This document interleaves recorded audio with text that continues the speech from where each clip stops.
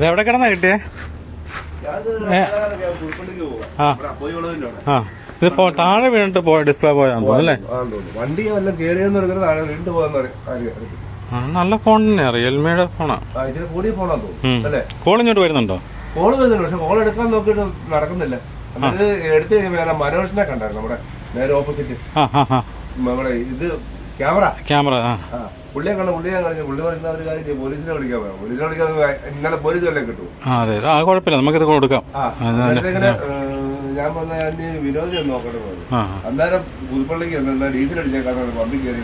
അന്നേരം ഇതേ കോള് വരും. കോള് ഞങ്ങൾ അതിനകത്ത് ഒത്തിരി നേരം തോണ്ടി നടക്കത്തില്ല. അന്നേരം എന്താ പുതുപ്പള്ളിക്കാരില്ല, ഒരു പോലീസുകാരൻ കൈ കാണിച്ചു. ഒരു സ്ത്രീയുണ്ട്, ഞാൻ വാങ്ങാൻ തുടങ്ങും. ഇവരെ മെഡിക്കൽ കോളേജിൽ നടത്തി കൊണ്ടുപോകും.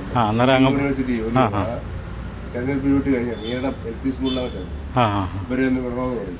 എനിക്ക് തോന്നുന്നത് ഇത് താഴെ വീണ് കിടന്ന് പോയതല്ലേ, ഇത്രയും ഡിസ്പ്ലേ പോകത്തില്ല. നോക്കാം, നമുക്ക് കൊടുക്കാം.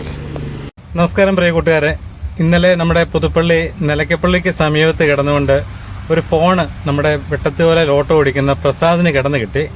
ഒരു റിയൽമിയുടെ ഫോണാണ്. അപ്പോൾ അദ്ദേഹം അവർ നോക്കി കഴിഞ്ഞപ്പോൾ തന്നെ ഇത് വണ്ടി കയറി ഇറങ്ങിയതാണ്. അപ്പോൾ ഇതിന്റെ ഡിസ്പ്ലേ ഒന്നുമില്ല. ഡിസ്പ്ലേക്ക് എന്ന് പറഞ്ഞാൽ മൊത്തം ചെതറ് നിൽക്കുകയാണ്. അപ്പം അവർ ഒരുപാട് അവരുടെ ഇരുന്നപ്പോൾ ഇത് 1-2 പ്രാവശ്യത്തിന് കോള് വന്നിട്ട് അവരെല്ലാം എടുക്കാൻ നോക്കിയിട്ടൊന്നും നമുക്കിത് എടുക്കാൻ പറ്റുന്നില്ല. കാരണം ഡിസ്പ്ലേയിൽ ഒന്നും തെളിയുന്നുമില്ല. നമുക്ക് ടച്ച് അതല്ലെങ്കിൽ തൊട്ട് കഴിഞ്ഞാലൊന്നും കിട്ടുന്നുമില്ല.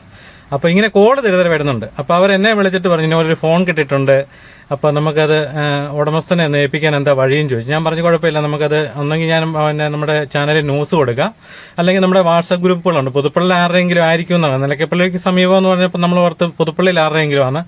അപ്പോൾ അങ്ങനെ വാർത്ത കൊടുക്കാൻ പറഞ്ഞ് ഞാൻ ഇടുകയും ചെയ്തു. രാവിലെ തന്നെ നമ്മുടെ ചാനലിന്റെ വാട്സപ്പ് ഗ്രൂപ്പുകളിൽ മുഴുവൻ ഇതുപോലെ ഫോൺ കിട്ടിയെന്നും പറഞ്ഞ് മെസ്സേജ് കൊടുത്ത്. ഏതായാലും ഉച്ച കഴിഞ്ഞപ്പോഴത്തേന് ഒരു 2 പേര് വീടിന്റെ വാതിക്ക് വന്നു. 2 പേരും വന്ന് എന്നോട് വീടും കാര്യങ്ങളെല്ലാം തിരക്കി കഴിഞ്ഞപ്പോഴത്തേനോട് ചോദിച്ചു എന്താ പരിപാടി. അപ്പം ഞാൻ പറഞ്ഞു ചാനല. അപ്പം 2 പേരും പോലീസുകാരാ. അപ്പം എന്നോട് പറഞ്ഞു ഇതുപോലെ ഒരു ഫോൺ നഷ്ടപ്പെട്ടിട്ടുണ്ട്. ഞാൻ പറഞ്ഞു സാറേ കിട്ടിയിട്ടുണ്ടോ എന്ന് പറഞ്ഞു.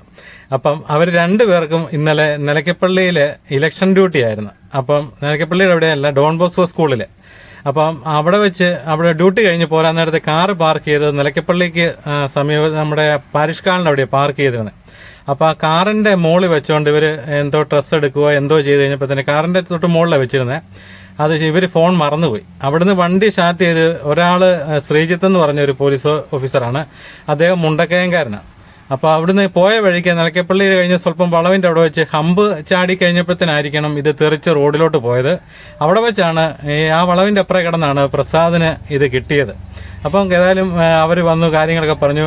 ആ സമയത്ത് ഈ സാധനം അവരെ തിരിച്ചേൽപ്പിക്കാൻ സാധിച്ചു. അവർ 2 പേരും സന്തോഷത്തോടെയാണ്.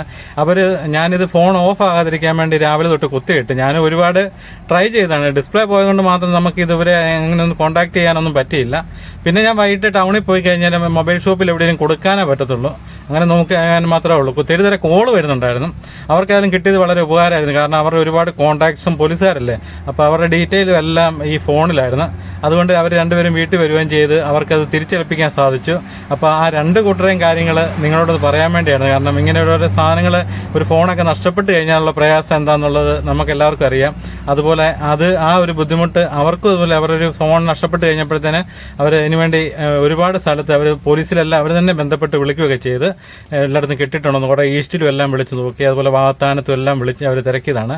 ഏതായാലും അവർക്ക് സാധനം തിരിച്ചേൽപ്പിക്കാൻ സാധിച്ചൊരു വളരെ സന്തോഷമാണ്. ആ വിവരം നിങ്ങളോടൊന്ന് കൈമാറുകയാണ്.